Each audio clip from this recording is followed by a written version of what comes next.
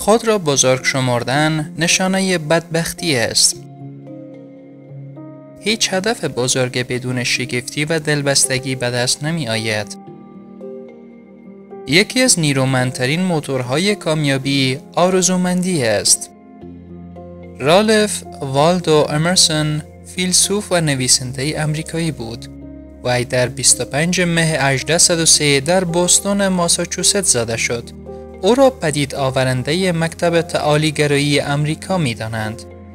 در این بخش می پردازیم به چکیده از سخنان و جملات ارزشمند وی. پس تا آخر ویدیو با ما همراه باشید.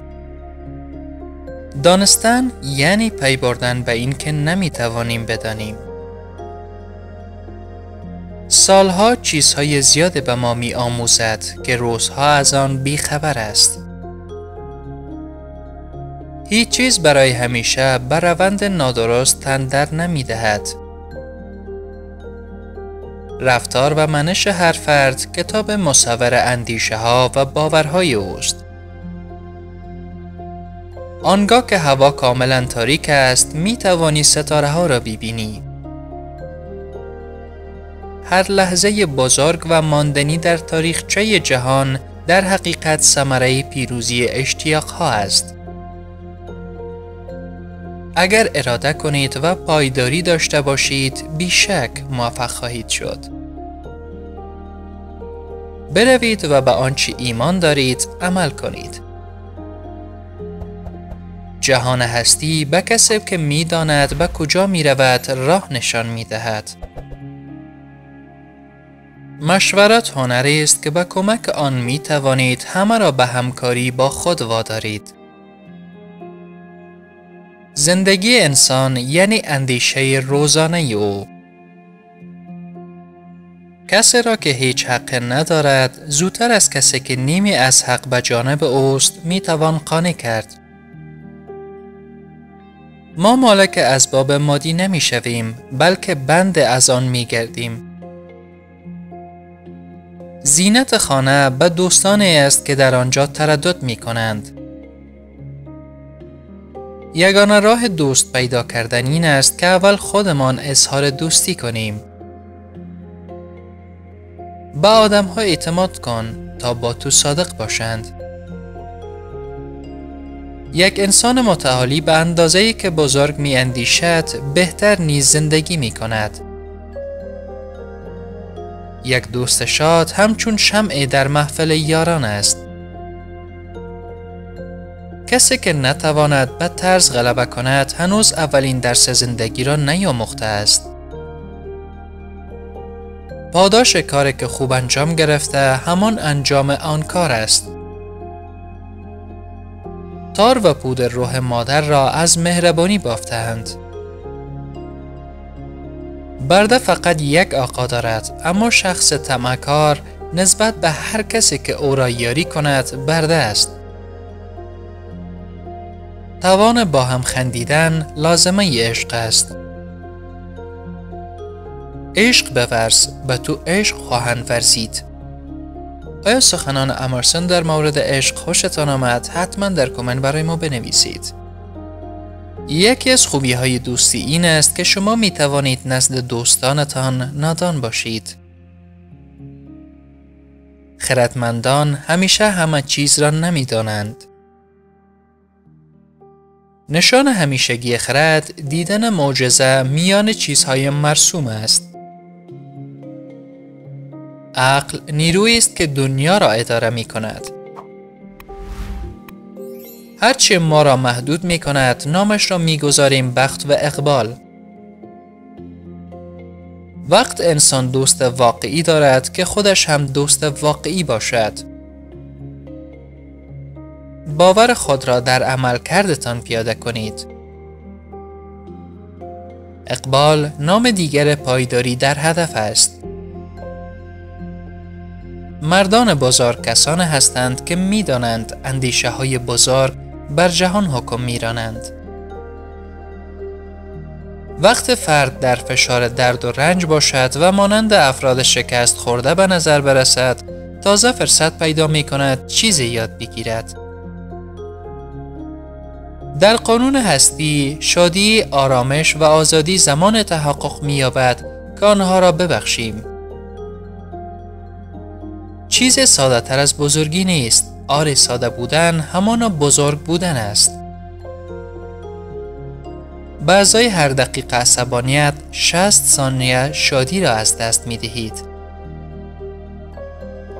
هیچ چیز زیباتر از شاد کردن و پرهیز از آزار دیگران نیست. ثبات نابخردانه زایده مغزهای کوچک است. شادی عطر است که نمی توانی به دیگران بزنی مگر آنکه قطره از آن را به خود بزنی. مردان کم مایه به شانس باور دارند، مردان با اراده و خردمند به علت و معلول. به خودتان باور داشته باشید، به گفته دیگران اهمیت ندهید. ترس همواره از نادانی زاده می شود. هیچ دانش وجود ندارد که با قدرت همراه نباشد. بیشترین تاثیرات افراد خوب زمان احساس می شوند که از میان ما رفته باشند. هر انسان را باید به دلیل خوبی‌هایش گرامی داشت.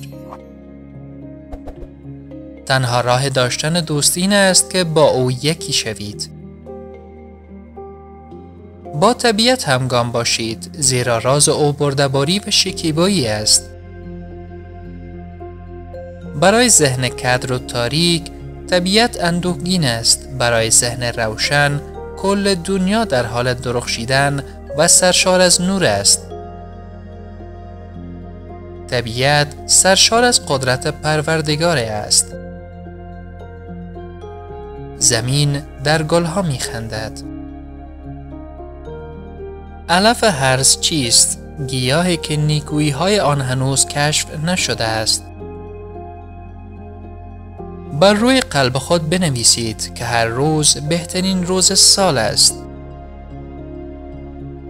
صاحبان اخلاق روح جامعه خویشند.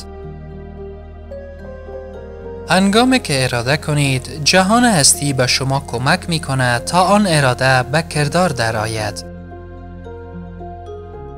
اندیشه شکوفه است، زبان غنچه است و کردار میوه‌ای است که در پشت سر آنها قرار دارد.